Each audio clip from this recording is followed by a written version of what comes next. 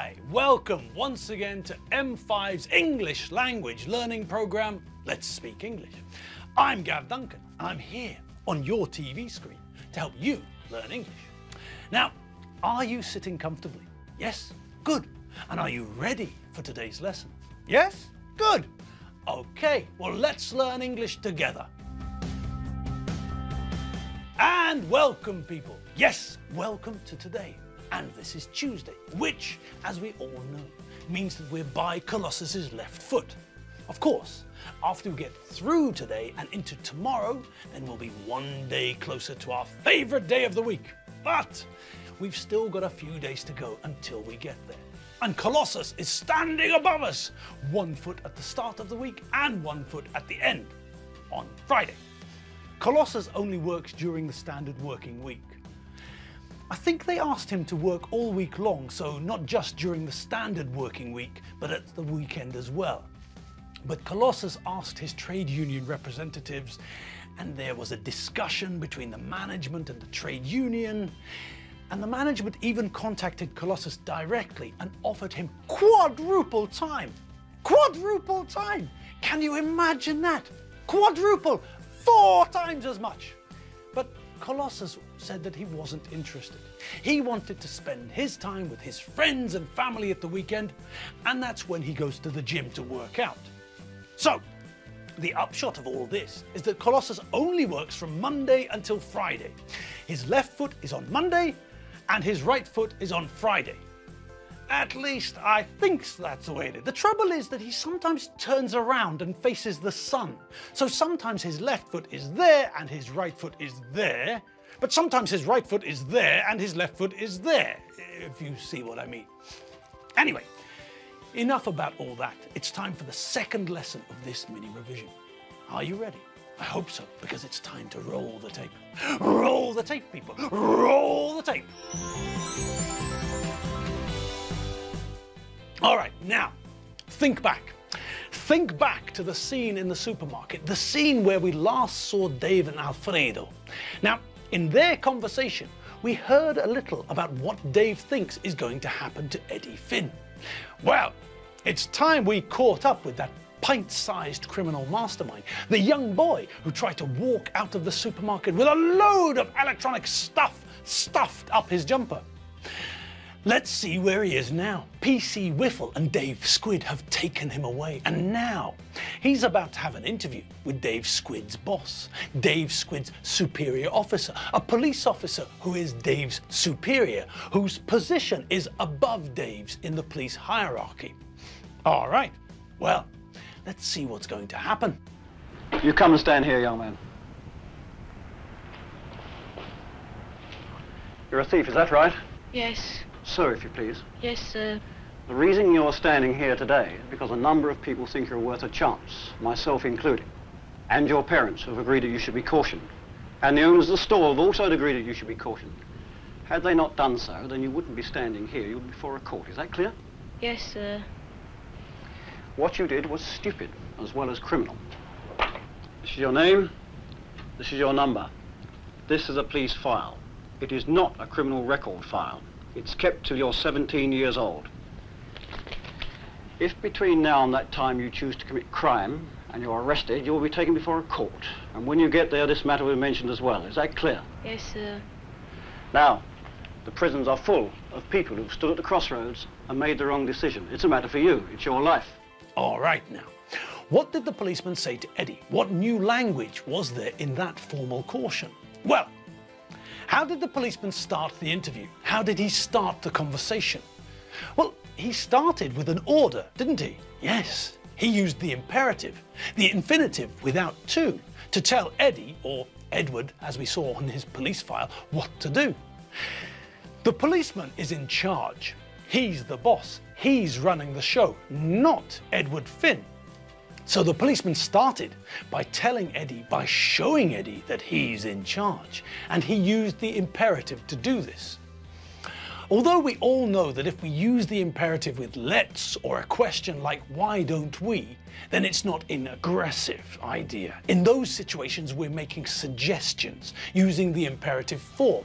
But we also know that when we use the imperative to give orders, then it's very easy for someone to be aggressive and show others who's in charge. If I'm giving orders, if I'm telling other people what to do, if I'm using the imperative to tell people what I want them to do, then obviously I'm the man in charge. Think about your job, for example, or think about your school. There are people who are higher up in the hierarchy. Your bosses, your managers, your line managers, your teachers. They're all in a superior position to you. And so this means that they can tell you what to do. They're your superiors. So they can use the imperative to order you, to tell you what they want you to do, what you have to do. And it's the same with Eddie. The policeman is in charge and he's communicating this message to Eddie. The policeman tells Eddie what to do. Okay, now what else did the policeman say to Eddie? Well, the policeman didn't like the fact that Eddie only said yes when he replied. Again, the policeman is showing that the policeman is the one who is in charge, the one who is in control. And the policeman, wants Eddie to show some respect. That's what this is all about. If you address someone as sir or ma'am, and ma'am is just the more common form of madam, it's just the same form but the contracted form. Madam becomes ma'am. When I was at school in 1432, we had to call the male teachers sir and the female teachers ma'am. All right, now let's look back at the first question that the policeman asked Eddie. You're a thief, is that right? Now, what do we think about this question? What's different about this question? What makes this question slightly different from other questions we know and ask? Well, look at the structure of the question. Is there a question mark at the end of it? Yes. Okay, well, that's normal then, isn't it? Yes, but what about the rest of the question? Well, think about the way we normally turn a positive statement into a question. Normally, with a positive statement, we start with the subject and follow with the verb, don't we? I like monkeys. You play football very well. Pavarotti sings like a cat. All right, now let's turn those positive statements into questions. Swap the subject and the verb around and bung a question mark at the end. Simple. Or is it? Before we start changing the position of anything, look at the statements and look at what tense we're using. It's the present simple, isn't it? Yes, that's right, boy wonder. And exactly what does that mean? Exactly, Supergirl. That means that we have to use an auxiliary verb. When we want to make a negative statement or ask a question with a verb in the present simple tense, then we need an auxiliary verb to help us.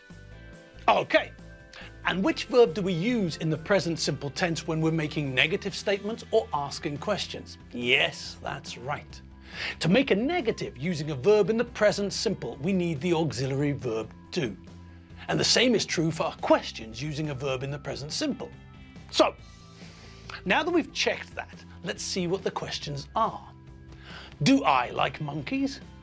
Do you play football very well? Does Pavarotti sing like a cat? Okay, now those questions are correct, and we all remembered that because Pavarotti is the third person singular, we don't use do, but the correct form of the verb to do for the third person singular, does.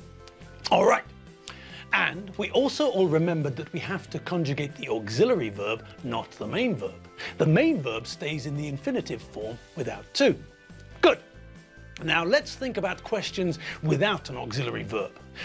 What about if we use the verb to be? If we take a positive statement using the verb to be and turn it into a question, then we don't need an auxiliary verb, do we?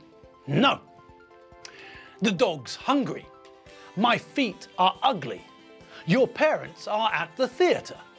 Okay, so 3 more example sentences. Let's turn them into questions. Have at it. Is the dog hungry? Are my feet ugly? Are your parents at the theatre?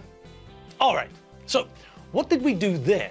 Yes, that's right. We changed the positions of the subject and the verb. We swapped the subject and verb about.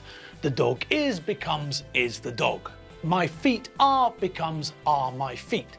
Your parents are becomes are your parents. And because we're asking questions, we remember to put a question mark at the end. Okay, but let's have another look at the question that the policeman asked Eddie. You're a thief, is that correct? Now, what's different here? What's not the same? Look at the structure. It's a question, but the form starts the same way that a positive statement starts. The policeman starts with the subject, you, then follows with the verb, are. So, in actual fact, this isn't a real question at all. This is a statement with a sort of question bit stuck on the end. Yes, what the policeman is doing is asking for confirmation. Now, who remembers the verb to confirm? We had a look at this verb a few weeks ago when we were talking about bank cards and mobile phones and emails and security and things like that. Your passport confirms that you are who you are. When you want to buy something with your credit card, you often have to put in your PIN number, the personal identification number, the secret number that only you know. And when you do this, you confirm that it's you. It's really you, not someone who stole your card, not a thief like Eddie Finn. So, the verb to confirm means to say, yes, that information is correct. Okay, so the noun from the verb, the noun connected to the verb to confirm is confirmation. And we see this all the time. Imagine if you went to have lunch with Dave Squid in the police station where he works. Would the other police officers just open the door and say, "Hi, come in. Who are you looking for?" "Oh, Dave, yes, he's in the back somewhere. Just go through and have a look for him." No, of course they wouldn't. In order to get into the police canteen, the police cafeteria, you first have to confirm who you are. You have to show the police officer at the front desk that you are who you say you are. Okay, so you show the police officer some ID, some identification, and is that it? No, of course not. The police station is a secure building and security is very tight. So, after the police officer has confirmed that you are who you say you are, Dave Squid then has to confirm that he knows you, that you have an appointment to meet, and that he's expecting you. He's waiting for you. So, lots of confirmation. Lots of people asking things to get confirmation. Confirmation is all about getting a positive answer to something like, "I think this is true. Can you tell me or show me that it is true?" It's a different sort of question. When I'm asking for confirmation, then I think I know something, but I want someone to say that I am correct. I do know this thing. With a normal question, I don't know anything. I'm asking because I don't know. And that's exactly what the policeman did with Eddie, didn't he? He didn't ask, "Are you a thief?" The policeman knows, or thinks that he knows the answer to the question. Eddie has just been caught shoplifting. So he is a thief. But the policeman wants Eddie to confirm it. He wants Eddie to admit that he, Edward Finn, is a thief. The policeman is playing a psychological game with Eddie. Everyone knows that Dave Squid and PC Robin Whiffle, acting on information supplied by Lizzie Benchfield, caught Edward Finn shoplifting electronic stuff from the supermarket. Everyone concerned knows that Eddie is a thief, but the policeman wants Eddie to confirm this information. The policeman wants Eddie to confirm that he is a thief, a person who steals things that don't belong to them. Okay, and we're done. Yes, we're done for the day, people. Yes, it's true. Our Tuesday session has come to an end, and it's time for us to part. You go that way, past Colossus's left foot, and I'll go this way, past his right foot. Or is that the wrong way around? Which way is he facing? Is he facing the sun, or is he facing away from the sun? I don't know. Oh well, never mind. You go one way, and I'll go the other. All right, folks, it's time for us to part. I'm going home for a coffee, but I'll see you back here tomorrow. Same time, same place. Now, off you go. Take the parrot for a run. Well, a fly, I suppose. Try teaching the cat some Esperanto. And, well, try to get the dog to give you some milk. It's worth a try. See you later, people. See you tomorrow. Bye.